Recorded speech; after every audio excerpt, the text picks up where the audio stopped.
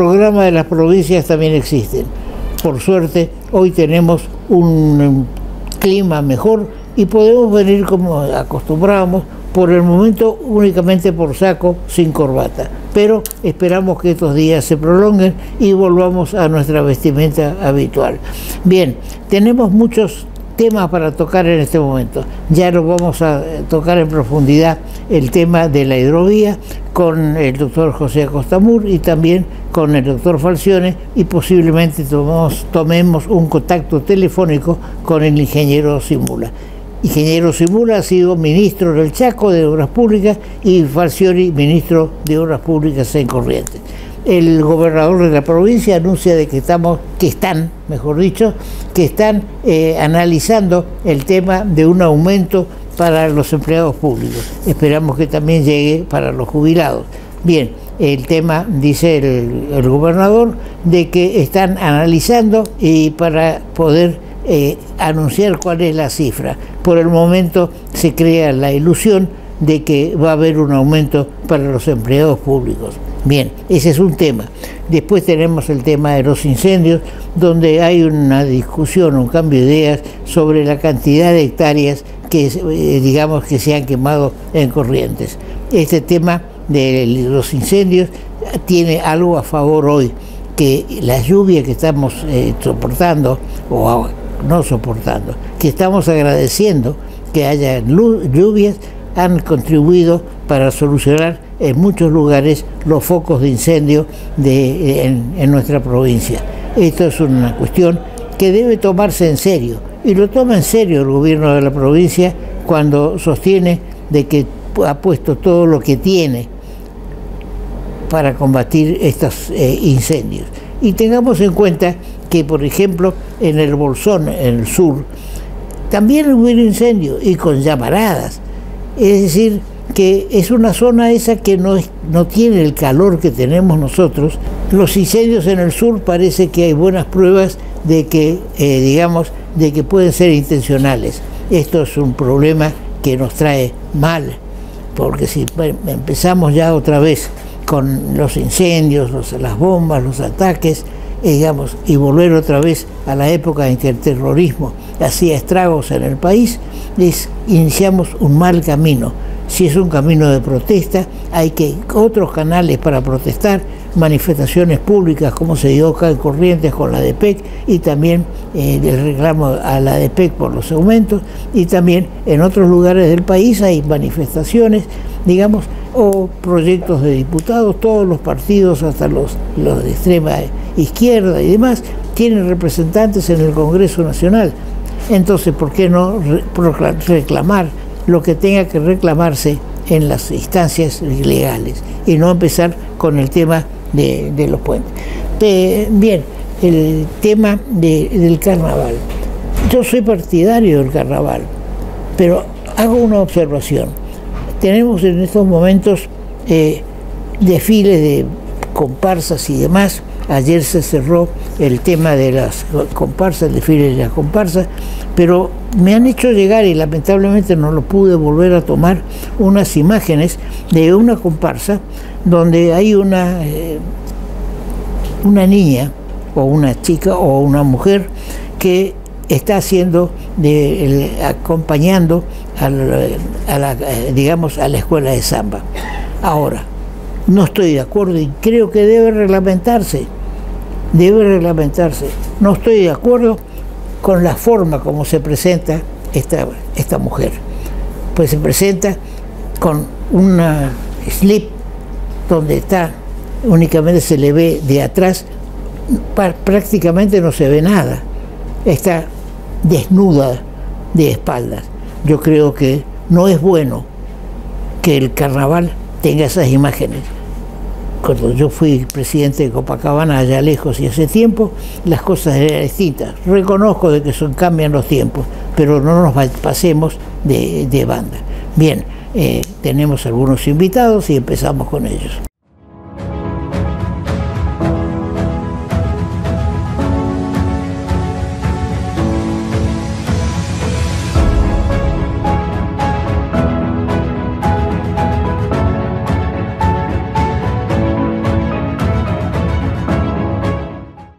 tema de la hidrovía hoy es noticia no solamente nacional, sino mundial.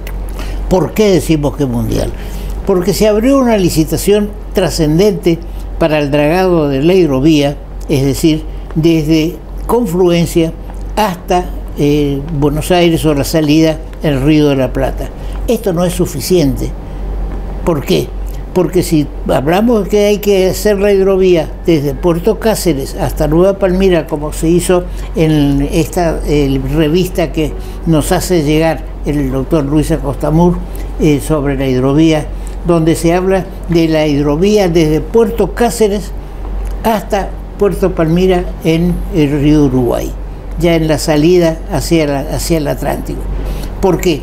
Porque ¿de qué nos sirve o de qué le sirve a Paraguay y a Bolivia si hay buen calado desde Confluencia abajo, si no hay buen calado desde Puerto Cáceres hasta Confluencia?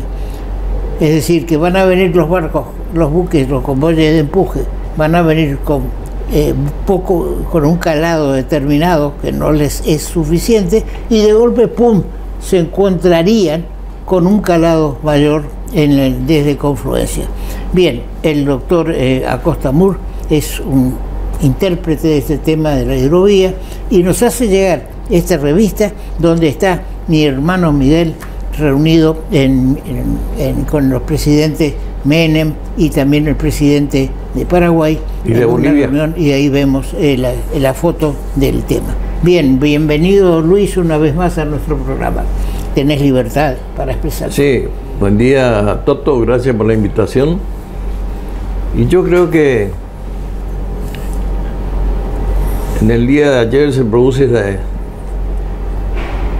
porque en realidad fue anteayer la toma de decisión de suspender la licitación por parte del presidente de la República Argentina, y ayer toma estado mundial, por cuanto son muchos los intereses que están viendo de qué manera no le encuentran explicación a este tema. Ello se debe a que apareció una sola empresa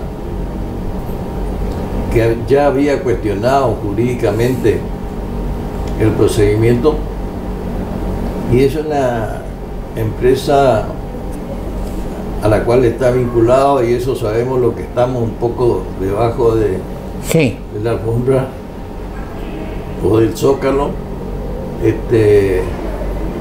el ingeniero Mauricio Macri. Yo creo que más viene por ahí que por la empresa belga, que es la que puso la cara en todo esto, y en consecuencia yo creo que nuevamente terminamos atropellándonos con un medio ladrillo, cuando en realidad, si queremos hacernos sentir en el mundo, si queremos apoyar a los productores que necesitan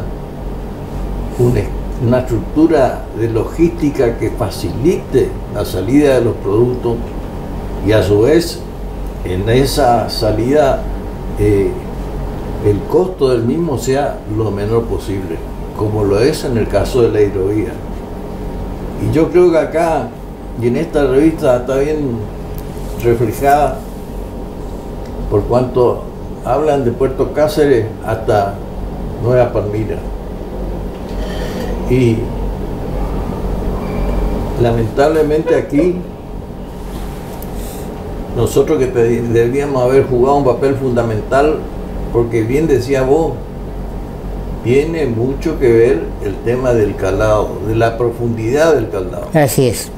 Por eso lo que pensaban los canadienses construir a la altura del riachuelo 2000 metros por 50 de playa de transferencia de carga, porque no le podemos pedir jamón al sándwich. Acá es al revés. Acá sabido es de que el río Paraguay es un río que cuando el régimen de lluvia es natural tiene buen calado, pero cuando esto no ocurre, así es. Aparte de eso, no se puede estar vagando constantemente el tema de los ríos, porque eso incide en el costo de las empresas.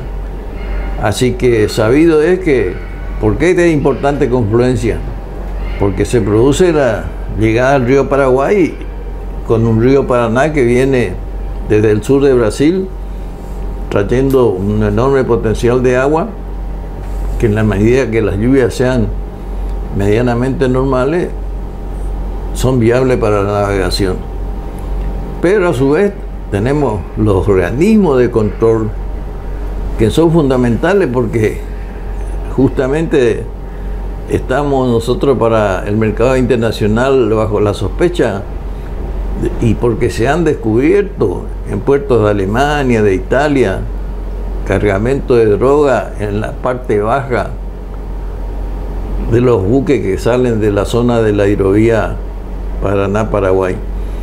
O sea que yo creo que acá, lamentablemente, como estas son decisiones que se toman en Buenos Aires y que existe una ley, por Dios, que los gobiernos de la región pongan el acento en ese tema, porque hay un comité nacional de la hidrovía que está integrado por todas las provincias.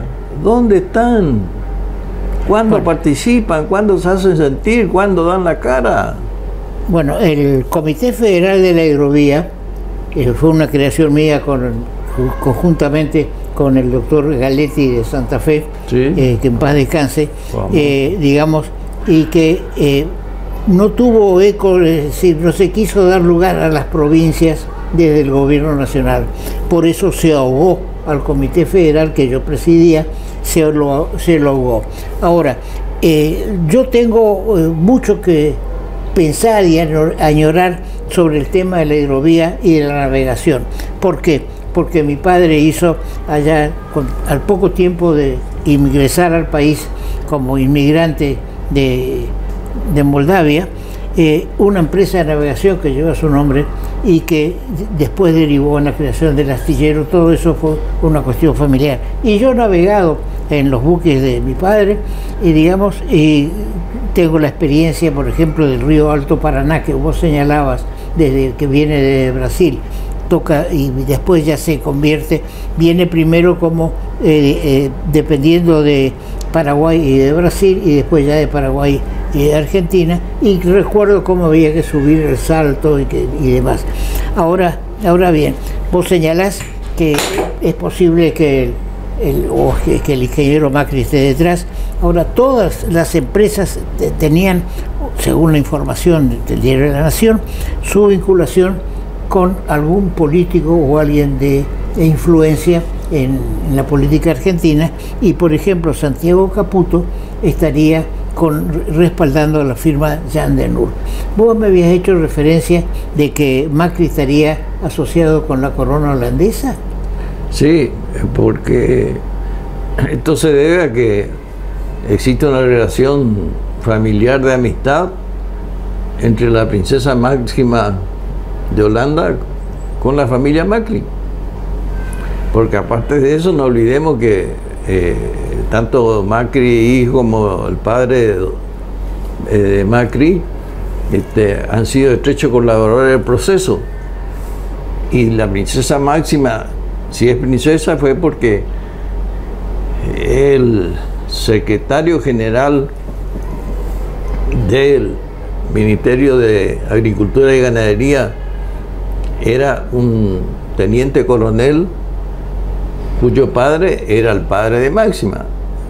Y entonces, en su oportunidad, consigue de que ella era una bella dama, pasa a ser la representante de Aerolíneas Argentinas en Nueva York. Y un día ocurre que el príncipe de Holanda vaya a querer comprar pasaje para venir para estos lados, y se encuentra con esta bella dama, y bueno, ahí comienza la relación y terminan en casamiento. O sea, esto no es casualidad, fueron hechos concretos que se han producido. O sea, es más, anualmente la princesa Máxima viene a la Argentina y es una enamorada del sur argentino.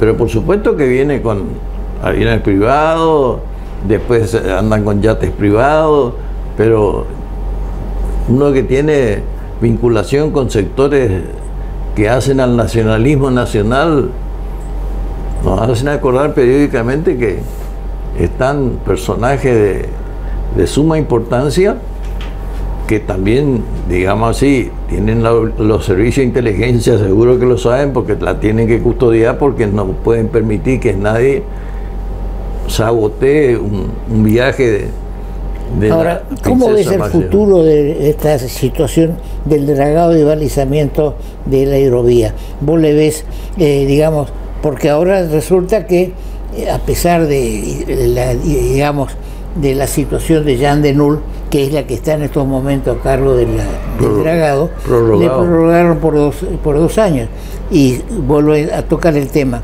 parece que, o dicen que Santiago Caputo está en combinación con Jean Denul. ¿Cómo vos pensás que estamos en buen camino ahora? Porque hubo una impugnación digamos, desde el mismo gobierno hubo impugnaciones y demás. ¿Vos creés que esto puede salir adelante? Yo creo que, digamos así, es una muestra clara donde, bien decía el diputado nacional por Corriente el otro día en declaraciones del doctor Aguirre, dijo de que Argentina es un país disfrazado de federal, pero es totalmente unitario. Y yo coincido totalmente en lo que dice este hombre. Así es. Porque acá lamentablemente todo se hace y se instrumenta conforme a lo que decide Buenos Aires. O sea que yo creo que acá, en la medida de que, insisto, las provincias a través de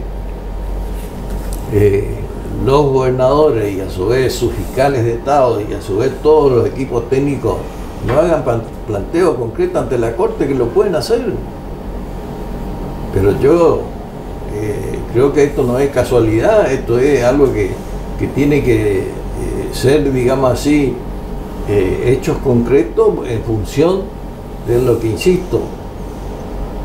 En caso de que sigamos con estar rengueando del mismo lado, y bueno, vamos a terminar en silla de ruedas por cuanto vamos a perjudicar a nuestros productores.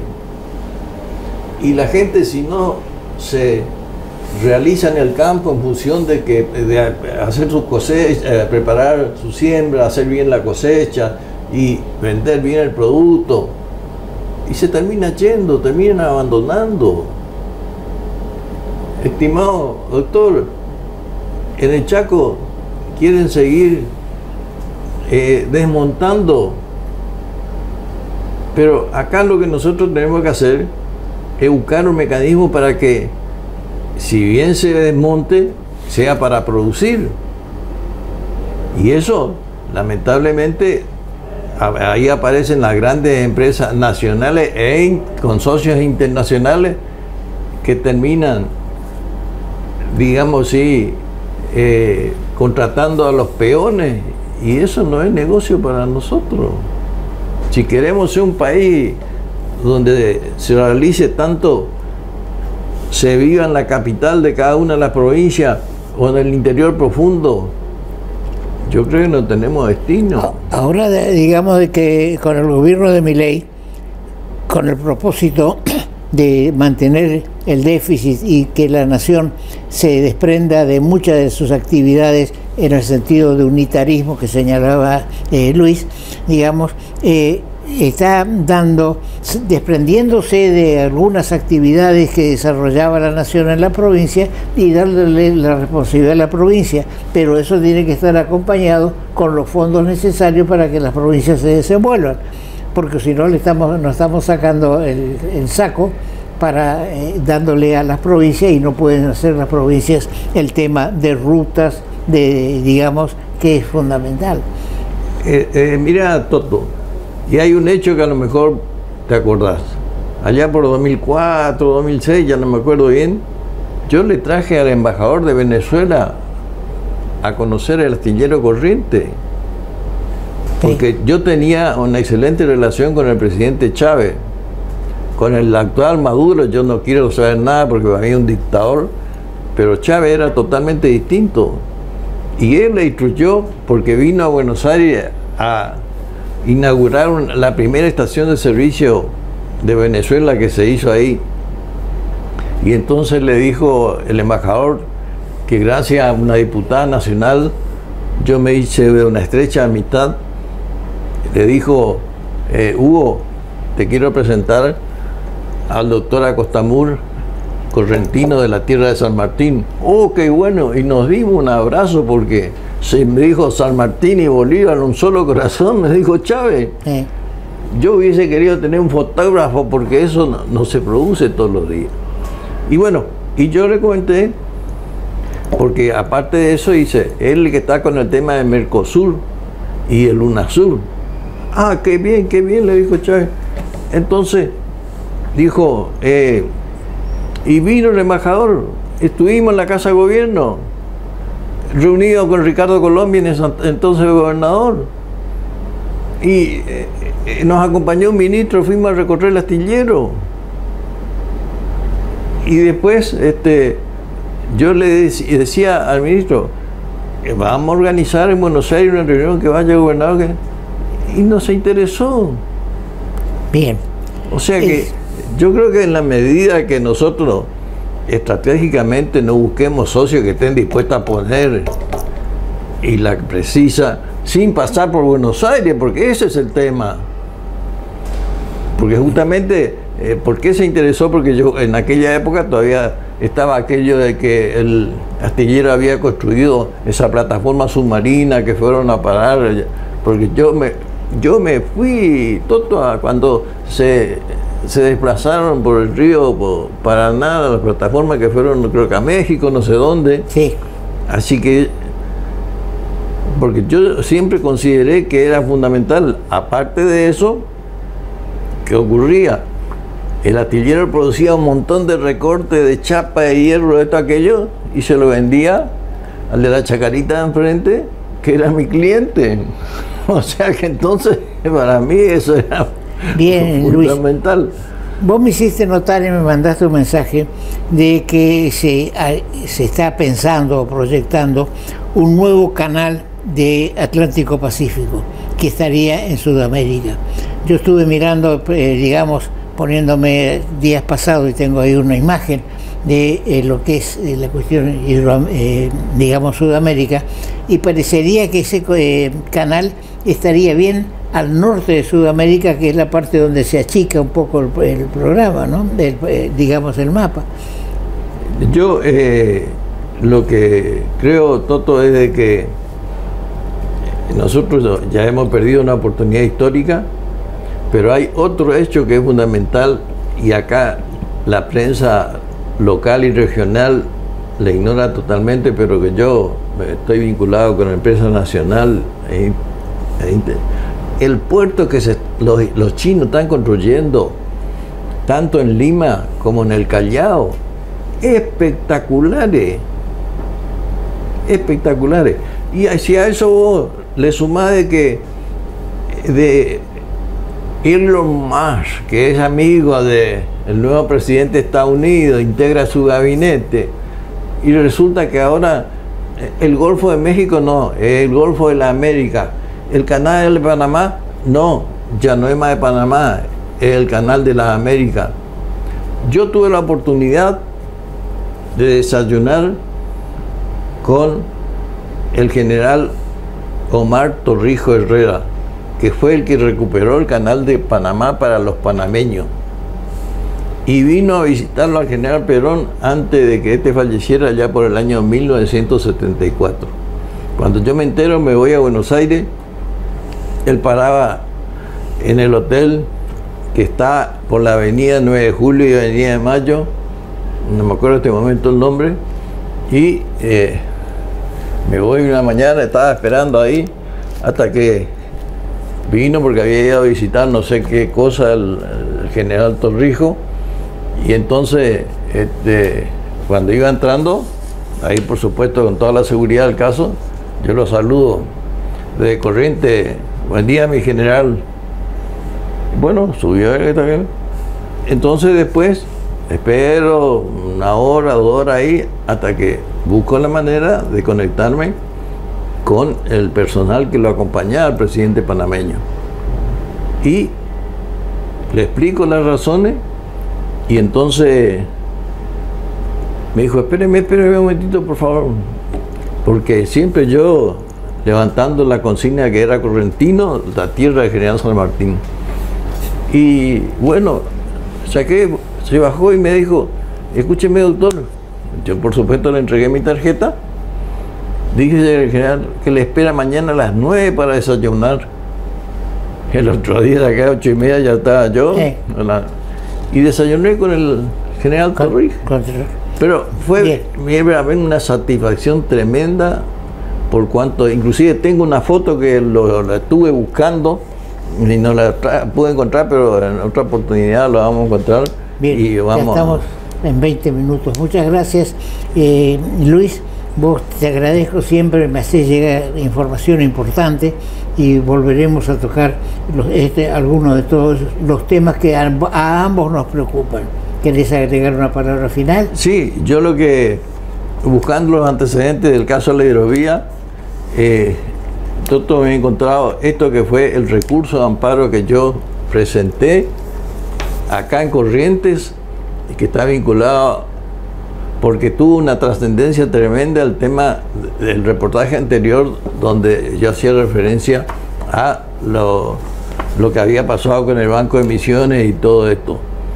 Y este recurso de amparo yo presenté acá, después hice otra copia, porque acá me hice patrocinar por un amigo y con quien trabajamos juntos, el doctor Juan José Álvarez, que lamentablemente ya ha fallecido. Y después de esto yo hice un resumen y me fui a Buenos Aires, y si hoy Corriente tiene banco, se debe a que el esfuerzo que uno ha realizado, y que lamentablemente no siempre ha sido reconocido como tal. Bien. Pero yo quiero redondear y te pido que aquí en la última parte está esto lo pueda sacar una foto también, Toto, porque refleja lo que es el alcance de lo que hubiese sido la hidrovía como una auténtica de Puerto Cáceres a Nueva Palmira. Bien, muchas gracias. Repito, el doctor Acosta Moore es un hombre interesado en los problemas del país, y especialmente de Corrientes. Muchas gracias, Luis. El agradecido soy yo, y a disposición. Bueno. Ahora comunicarte con la MUNI es más fácil. Llama al 147. Sumamos una nueva línea de atención telefónica directa y gratuita las 24 horas. Podés realizar todo tipo de reclamos sobre servicios municipales, consultas, asesoramiento de gestiones y trámites. También podés requerir info de eventos, turismo y más. Hola, somos el Servicio de Atención Ciudadana de la Municipalidad de Corrientes. ¿En qué te podemos ayudar? Línea 147. Estamos cerca tuyo, Municipalidad de Corrientes. El tema de la licitación de dragado y balizamiento de la hidrovía Paraná, porque se dice y habla de hidrovía Paraguay-Paraná, y no es así, porque la licitación que estuvo marchando es únicamente desde Confluencia hasta el Río de la Plata, que es la licitación y dragado para el balizamiento, digamos, de la parte que es estrictamente Paraná y estrictamente Argentina, porque se dice que si hubiéramos necesitado el apoyo de Paraguay, el acuerdo de Paraguay, para incluir la parte de, digamos, del río Paraguay, que ya es, digamos, bilateral la relación, tanto como con Paraguay y Argentina, como Paraguay y Bolivia, y así se entiende. Esto necesitamos aclararle a nuestra audiencia. Conoce nuestra audiencia nuestra pasión por la hidrovía, por el tema de la navegación fluvial, todo lo vinculado con, digamos, con la navegación, donde también entra a jugar el tema de astilleros. Invitamos para analizar este tema a quien fuera ministro de Obras Públicas de la provincia, el doctor Marcelo Falcioni, que ya está con nosotros. Bienvenido, Marcelo. Gracias, Toto.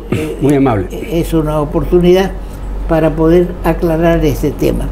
Digamos, todo esto empezó a manejarse desde hace un tiempito ya, el tema de las denuncias de irregularidades en el manejo del pliego de licitación y demás, y parecería que el gobierno recién se despertó con este tema de las irregularidades el día de que se abrían los sobres. ¿Cómo ves todo esto? Bueno, Toto, realmente está confusa la situación. Hubo, creo que, un comunicado del vocero presidencial, una lectura, y después nunca más se supo nada ni se dijo más lo que reflejan los medios. Entonces uno no termina de entender, porque la única manera que tiene de acceder a la información de esta situación. Está todo muy confuso, muy enredado, está metida aparentemente, todo lo que estoy diciendo es a través de la noticia de los medios, ¿no? Sí. No de otra manera. Aparentemente están metidos intereses económicos, intereses políticos, intereses de empresarios. Entonces la cosa está enredada y está mal. Lamentablemente este es un proceso que viene ya, el proceso licitatorio hace unos cuantos años. Entonces llegar a hoy, al momento en que se va a abrir o se abre la licitación, más no se abren las ofertas, venir a interrumpir el curso de la licitación es bastante grave, es Ahora, serio. ¿Cómo distinguir la apertura de la licitación y apertura de las ofertas? ¿Cómo es el tema ese? Bueno, apertura de la licitación sería el acto licitatorio formal en el que, bueno, reunidas autoridades, escribanos, interesados, empresas, se da inicio a la apertura del acto y seguidamente lo que se viene es la apertura de los sobre ofertas. Dicen que para esta licitación, ahí también está un poco confuso, o no sé si no se aclara bien, que son 3 grupos empresariales importantes, los más grandes, y por otro lado se habla de 11 propuestas por separado, aparte. No sé si estas 3 están incluidas dentro de las 11. Las 3, una empresa DEME, todas son internacionales, extranjeras, que según los diarios dice que contaba con el apoyo, la ayuda del ex candidato Massa, ex candidato a presidente, ¿no es cierto?, Massa. Después está otra empresa, también tengo entendida que belga, que cuenta o contaría con el auspicio del ex presidente Mauricio Macri. Y finalmente la que actualmente está prestando, que es el servicio, dicen que Jean Denul. Dicen que estaría en cierta manera direccionada o posicionada dentro de los estatus. Ahora se habla mucho de Jean Denul, que es la que tiene, digamos, como decías, en estos momentos adjudicada la obra, que tendría el respaldo o el auspicio de Santiago Caputo, digamos, uno de los integrantes del triángulo que maneja la política, porque la parte económica la maneja el presidente, pero el presidente delegó en este triángulo, digamos, donde él también participa, pero el tema político. Ahora bien, se dice que, hablando de la apertura, por eso te preguntaba, sí, de la licitación, de que hubo una empresa que estuvo presente con, digamos, con sus carpetas, con todas las cosas esperando, y seguramente tenía el sobre o ya estaba el sobre. La cuestión es que de golpe recibe un llamado telefónico y se levanta y se va, cuando ya estaba. Ahora, ¿por qué el gobierno nacional deja pasar el tiempo y llega a ese acto de apertura de la licitación donde, como decía Marcelo, están comprometidos, digamos, empresarios o autoridades que van a participar del acto, ¿no es cierto? Ese, cuando tenía ya una denuncia de su propia administración donde hablaban de las irregularidades. ¿Cómo es? Ahí viene lo que te decía, Toto, que está todo muy confuso, porque se entiende que si está presentado un pliego, la licitación está en curso y debe terminarse con la apertura del del sobre. La empresa se puede retirar, se puede ir, pero si está un sobre presentado, el sobre debe ser abierto. Pues bien, acá nada de eso se ocurrió, según comentás y los comentarios que hay. La empresa se levantó, llevó su sobre, cuando que ya lo había entregado a la administración. Pues bien, por otro lado, se dice que se anuló la licitación. Ahora, la licitación en este caso, de ser así, habría que estudiar bien todos los antecedentes. Es una licitación desierta. Se denomina así, una denominación en la que no hay oferente. Acá hubo un oferente. Entonces, dar de baja o declarar la nulidad del procedimiento es bastante extraño. Es bastante extraño. Además, aparte, como vos decís, yo no sé cuándo le llegó a la administración la denuncia, por decir, de la Procuración de Investigaciones de la Nación, haciéndole una cierta e importante lista de observaciones que llegaban a tener, dice, connotaciones, pueden tener connotaciones desde luego administrativas, pero también de tipo penal. Entonces, si vos tenés ya un organismo como es la Procuración de Investigaciones Administrativas advirtiéndole falencia, ya con anticipación suspendés el acto licitatorio hasta que se resuelva sacar esta situación. Pues bien, se hizo oído sordo a estas advertencias y se siguió adelante. Estamos hablando, según dicen, la licitación de concesión de obra pública más importante, obra y servicios más importante que va a ser hasta ahora el gobierno nacional en transferencia al capital privado. Están en juego 430, creo que son millones de dólares anuales, lo que va a estar en juego en la explotación de esta.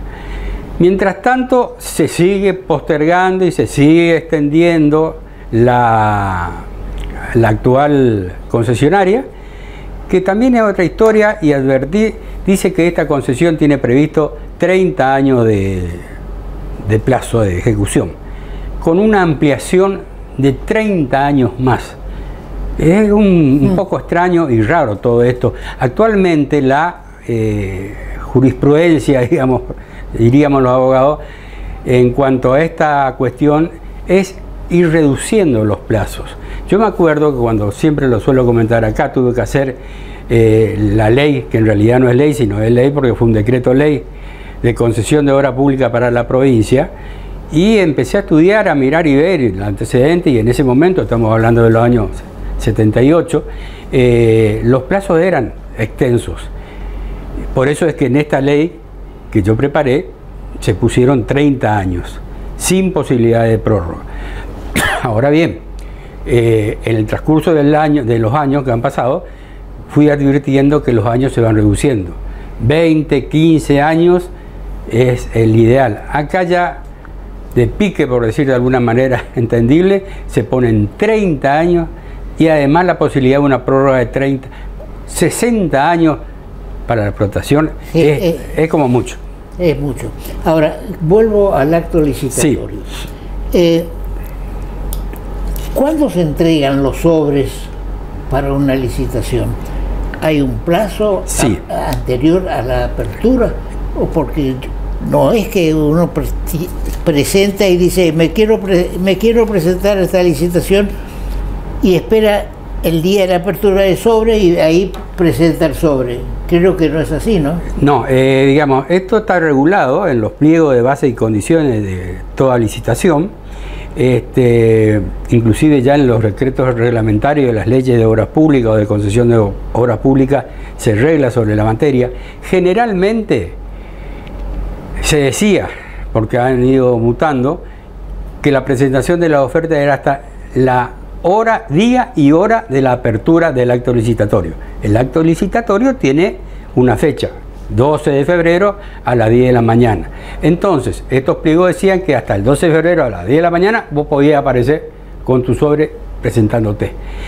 Esto dio lugar a ciertas complicaciones, porque que llegó, que no llegó, que a qué hora llegó, quién le tomó la nota y la hora para recibir la documentación, y por eso se estiló generalmente fijar una fecha un día antes hasta una hora determinada, en que los gerentes van con los sobres, dejan los sobres en poder de la administración, se les extiende un recibo y entonces ya no hay ningún tipo de problema en cuanto día y hora, porque está preestablecida. Hasta ese momento puede ser no el día mismo de la licitación. Claro. Hago esta pregunta porque el vocero Manuel Adorni dice que, según los diarios, que hubieron presiones de sectores políticos, empresariales y mediáticos para modificar los requisitos técnicos del pliego y acusaciones contra el gobierno por presunto ordenamiento a favor de Jean de Null, la actual concesionaria. Digamos, ahora, si el mismo vocero presidencial nos dice que presiones de sectores para modificar los requisitos técnicos, es decir, si ya había presiones o si había impugnaciones, ¿por qué no se oyó nunca se tuvo en cuenta? Y también dice de que parece un agregado, me parece a mí, salvo que me muestren lo contrario, que en la licitación se preveía que si había uno solo se iba a anular la licitación. Yo no sé, es un término bastante extraño, ¿no es cierto? Respecto a lo primero que manifestaste, Toto, debo decir que me enteré también por los medios que hubo 3 presentaciones judiciales por parte de distintas empresas a la justicia y todas fueron rechazadas. O sea que ya hubo un sedazo por parte de la justicia, investigando, viendo, mirando, y si había alguna cosa más o menos seria, seguramente ya la justicia se hubiese expedido en la suspensión por lo menos del proceso licitatorio. Pero esto no ocurrió. Aparte, como decíamos recién, una cosa es declarar nula el proceso licitatorio, declararla desierta porque no hubo nadie que se haya presentado. Pero otra cosa es, ante una presentación y sin dejar de retirar, abrir esa oferta para ver qué tenemos. Pero aparte se dice que se está por investigar por presuntas maniobras realizadas que ese fue motivo para paralizar el trámite licitatorio de la empresa, de la única empresa que presentó, o que hubo un lobby con las otras presionando a los otros posibles oferentes para que no se presenten y quede el acto vacío de oferentes y sea esta única la que debía abrirse. Claro. Todo esto, digamos, en los mensajes que uno recibe y en los comentarios en línea de los distintos diarios nacionales, se habla de que hay una derrota, atención, una derrota de Santiago Caputo con la anulación de la licitación. Parece que Santiago estaba vinculado con una empresa, pero con Jean de Null, así se dice.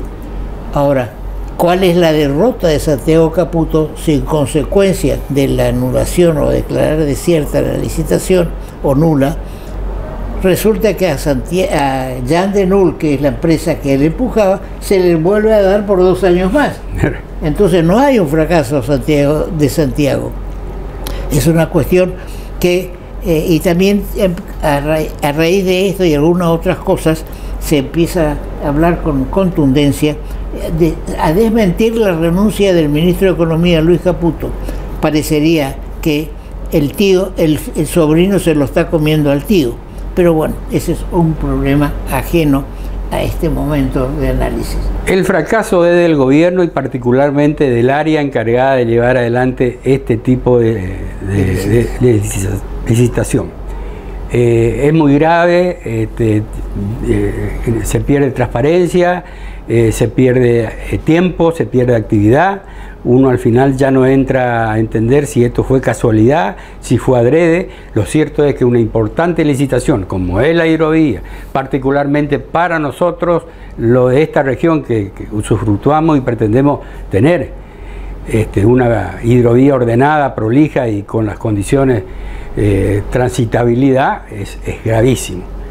Pero no hay mal que por bien no venga, por lo menos para los correntinos.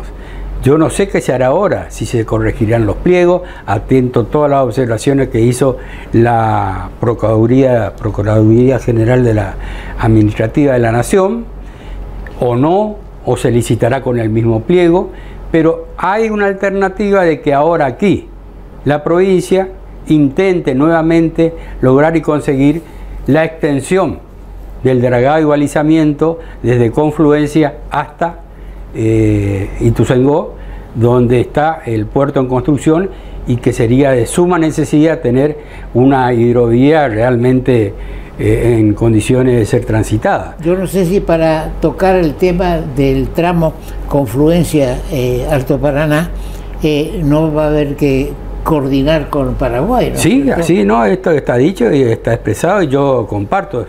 Pero bueno, habrá que hacerlo, ¿no es cierto? Seguramente. Sí. Es el momento ya que vamos a tener otros 2, 3 años de espera hasta que estas cuestiones, con las judiciales de por medio y con las administrativas que también van a tener que ser dilucidadas, su tiempo va a llegar. Y mientras tanto y en paralelo, la provincia puede ir haciendo sus gestiones para lograr incluir en el tramo lo atinente a sí. Confluencia Ituzaingó. Hace unos años ayudé o planteé el tema de un comité federal de la hidrovía. Tuvimos un par de reuniones sobre el tema y bueno, la cuestión es que las provincias no respondieron a la inquietud y la nación tampoco le interesó promover esto, porque con el sentido de república unionista, digamos, no le interesó darle mayor envergadura a las provincias. Por eso el nombre de este programa, Las Provincias También Existen, de ahí nació esta inquietud ya hace 25 años. Ahora bien, hacemos un corte y volvemos. Los jueves son más bonitos con la tarjeta bonita del Banco de Corrientes. Para mujeres activas, independientes y emprendedoras, con descuentos exclusivos todos los jueves en indumentaria, decoración, ópticas, perfumerías, librerías y mucho más. Cada vez que utilizas tu tarjeta, colaborás con la Asociación de Lucha contra el Cáncer de Corrientes. Pedila en www.bancodecorrientes.com.ar y sumate a nuestra comunidad bonita. Estamos en contacto con el ingeniero Benicio Simula, que fue ministro de Obras Públicas en el Chaco y quien ha escrito varios artículos sobre este tema de la hidrovía, las impugnaciones y demás. Bien, muchas gracias, Benicio, buen día. Buen día, un gusto saludarte, Horacio, a vos, a Marcelo, que está ahí presente, y a toda la audiencia. ¿Qué nos puedes decir, digamos, sobre este tema que tanto se anula la licitación por presiones políticas, dice el diario Norte de hoy? ¿Qué nos puedes decir de todo esto? Bueno, yo creo que llegamos a una etapa lamentable en la cual ya el año pasado y en tu programa veníamos advirtiendo de que el proceso licitatorio tenía cuestiones que no justificaban el proceso que se estaba llevando adelante, que tenía nombre y apellido, y finalmente la Procuraduría de Investigaciones Administrativas, el día anterior a la apertura de la licitación, sacó a luz las irregularidades del pliego de condiciones. Lo sacó un poco tarde, pero bueno, acá hay que entender de que entramos en la fiesta, en las vacaciones de enero, y seguramente el personal no estaba disponible, ¿no? Que esto también llama la atención, que la principal licitación de este gobierno se haga en un periodo donde la gente no está en sus oficinas, está en otra cosa. Se hubiesen hecho una licitación en otro periodo, inclusive el año pasado. Además, yo creo que esta historia no termina acá. Marcelo, que es abogado y especialista en el tema, conoce mejor que yo el tema, pero usted no puede anular una licitación porque hay un solo oferente. Una oferta de estas características se habrá gastado un par de millones de dólares. Usted tiene que contratar especialistas para armar las propuestas, y yo no creo que esta empresa se quede quieto. Ahora, perdón, Benicio, estamos hablando que en el año pasado, aunque ha sido 45, 60 días, ya hablábamos de las impugnaciones que se estaban haciendo. Uno no entiende cómo o por qué el gobierno nacional esperó hasta el último día para noticiarse de las impugnaciones o de que no iba a haber, digamos, interesados, ¿no? Te escucho. Miren, el día ese que la Procuraduría de Investigación Administrativa sacó su dictamen esa noche, los funcionarios se reunieron y sin embargo siguieron adelante. Si en ese momento hubiesen propuesto la licitación, yo estaría de acuerdo. Ahora, como no se presentó el caballo del comisario, lo que hicieron fue anular el proceso. Y Marcelo creo que me puede dar fe que yo no creo que esta empresa se quede quieto. O sea, no es su responsabilidad que sea la única que se haya presentado. Bien. Además leí unas declaraciones de Adorni que decía que detrás de esto estaba la sociedad rural argentina. Y la verdad que me sorprende mucho porque acá han hecho denuncias, se han hecho observaciones, la Bolsa de Comercio Rosario, por ejemplo, la Cámara Aceitera Argentina. Argentina es el primer exportador del mundo de aceites vegetales, entre otros sectores, de manera tal de que esto no es alguien que tenga tanta influencia para llevar a cabo este proceso. Bien, Benicio, perdón, lo escuchamos a Marcelo sobre lo que estás diciendo. Adelante, Marcelo, que estás escuchando lo que dice Benicio, ¿qué puedes agregar a esto? Bueno, no, comparto plenamente y bueno, mi intervención estuvo anterior a la comunicación con Benicio, donde yo prácticamente sostuve las mismas cuestiones que él está diciendo, ¿no? En cuanto a que una licitación no se puede declarar desierta si no es que no hay ninguna oferta. Una vez que un oferente presentó la oferta, esta oferta ya pasa a manos del Estado y está en condiciones y tiene la obligación de proceder con el acto licitatorio y abrir la oferta. Más allá, independientemente que la empresa quiera retirarse o que le atribuyan algunas irregularidades, el proceso licitatorio comienza con la presentación de la o las ofertas y termina con la apertura de todas las que se hayan presentado, aunque sea una sola. Sí, lo que llama la atención, Benicio y Marcelo, es que ahora resulta o se anuncia que la van a investigar a la empresa que presentó o estaba su oferta, o su sobre, pero no se abrió el sobre. Te escucho, Benicio. Dar fe de este tema es absolutamente absurdo. ¿Qué culpa tiene la empresa? Pero ¿qué poder puede tener la empresa para que las otras 10 que entraron a la página para supuestamente presentarse no lo hicieron? Acá ¿sabe lo que pasó? Por eso, el mismo día de la apertura de la licitación que me llamaron desde el Senado de la Nación, del bloque de senadores radicales, yo le dije que debieron exigir que se abra el sobre de esta licitación, porque yo creo que nos vamos a encontrar con una gran sorpresa y que esta empresa terminó estableciendo un precio en las obras, en los trabajos de dragado muy inferior al que iba a posiblemente proponer Gendenul o otra empresa y muy por debajo de lo que estableció el gobierno en los pliegos. Entonces Gendenul iba a quedar, si se presentaba, iba a quedar al descubierto cuando su precio, su oferta hubiese estado muy por encima de los valores de esta empresa DEMA belga. Yo creo que han entrado por torpeza a un berenjenal que yo no sé cómo van a salir. Realmente, hagan lo que hagan, ya quedó establecido de que acá hubo alguna maniobra que los funcionarios tienen que dar explicaciones. Mire, Guniski, ¿usted se acuerda que el año pasado echaron a una funcionaria del Ministerio Petovelo porque compró una cafetera de 2 millones de pesos? ¿Se acuerda? Sí, es correcto. Bueno, y ahora acá estamos hablando de un piso de 12.000 millones de dólares que puede llegar a 20.000 millones de dólares y no pasa absolutamente nada. Absolutamente nada. Yo aclaro, y usted sabe bien que yo no soy kirchnerista, soy anti-kirchnerista. Espero que a este gobierno le vaya bien, pero tampoco podemos dejar pasar un proceso de estas características, porque en definitiva, si por un lado estamos intentando de que se haga la ficha limpia y por otro lado no se toman acciones contra los funcionarios que armaron a este pliego y que a todas luces es un pliego que estaba direccionado a una empresa y la verdad que me produce una enorme desazón. La verdad que me produce una enorme desazón porque tenemos que luchar contra estos tipos de acciones, que no es el único, Horacio, no es el único. Bien. Usted sabe que está en marcha el proceso de precalificación para la ejecución del segundo puente Chaco Corrientes. Sí. Que hay que presentar los papeles ahora en el mes de marzo.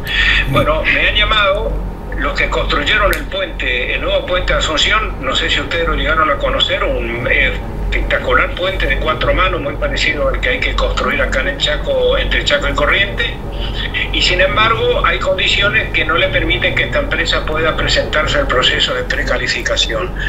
Entonces la verdad que, insisto, a mí me produce una enorme desazón, porque hemos luchado tanto contra estos procesos de corrupción, contra estos procesos que son dañinos en definitiva. ¿Sabe por qué, Horacio? Porque en definitiva este mayor peaje lo va a tener que pagar la producción de Argentina, de Paraguay, de Bolivia. O sea, no estamos hablando de una cuestión de una ruta que no se terminó, que Lázaro Báez lo dejó sin finalizar. Acá estamos hablando de que es una obra que va a afectar a la economía de toda la región. Por ejemplo, en Ituzaingó se está terminando el nuevo puerto, para sacar la producción forestal.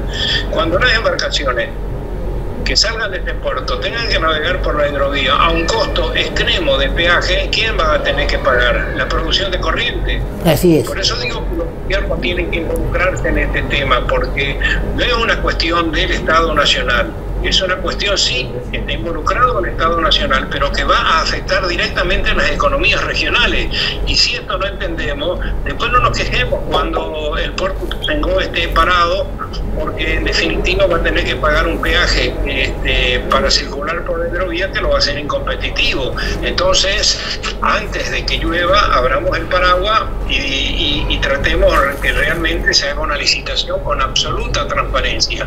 Acá la única salida que tiene el gobierno nacional en este momento es sacarse de encima este proceso de licitación, que el pliego lo armen diferentes sectores que están interesados e involucrados en el tema, porque si los mismos que cometieron esta torpeza para no poner otro calificativo son los que van a adecuar el pliego, y yo creo que ya sabemos cuál va a ser el resultado. Bien, Benicio, muchas gracias por atendernos. Será hasta cualquier momento que puedas concurrir en vivo a nuestro programa. La próxima semana me comprometo, si es que hay un tema a tocar, pero gracias por la invitación y un gran abrazo a Marcelo. Bien, Marcelo, para terminar con este tema del día de hoy, porque como bien se señala, no va a ser únicamente el día que se termina con esta situación creada de anulación de la licitación o de cómo se la puede derivar. ¿Qué más puedes decirnos para este momento? Bueno, para este momento el deseo, la esperanza de que todo quede aclarado y prontamente, de tal manera que este proceso licitatorio pueda concretarse, ¿no es cierto? Porque si no vamos a seguir empantanados y sin soluciones al respecto. Bien. Además quería, Toto, agregar 2 cositas más porque tienen vinculación con el tema. En el día de ayer yo tomé conocimiento de la noticia que el presidente de la Nación había firmado el decreto por el cual se dispone la privatización total del Belgrano Carga Norte. Va a ser la transferencia al sector privado de la infraestructura, material rodante, vía, terreno, equipamiento, para que este ramal que hay de comunicaciones ferroviarias que van de Buenos Aires hacia el norte, Santiago del Estero, Salta, Tucumán, La Rioja, en fin, todos los ramales que corresponden, y nosotros en teoría tendríamos uno a través del ramal Urquiza. Así que en buena hora, si esto se puede llegar a concretar, y esperemos que no tengan los tropiezos que están teniendo en este caso. Que no haya olor a corrupción. Estamos hablando de eso. Dice que el año pasado el Estado invirtió 112 millones de dólares en un año para la empresa que actualmente, la empresa estatal que actualmente está a cargo de este servicio. Y por otro lado, otro llamado a licitación que también es importante, la del Centro Unificado de Cargas del Paso Santo Tomé-San Borja.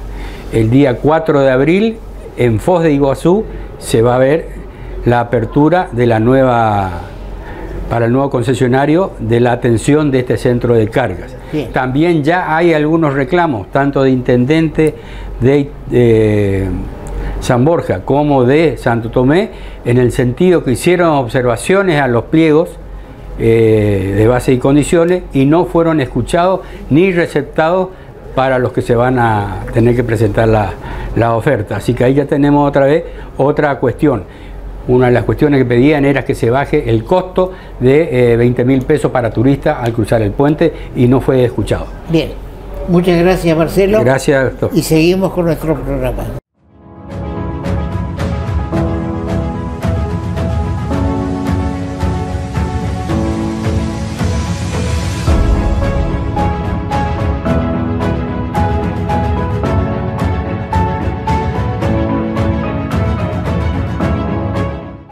Bien, hemos hoy tocado en profundidad el tema de la hidrovía.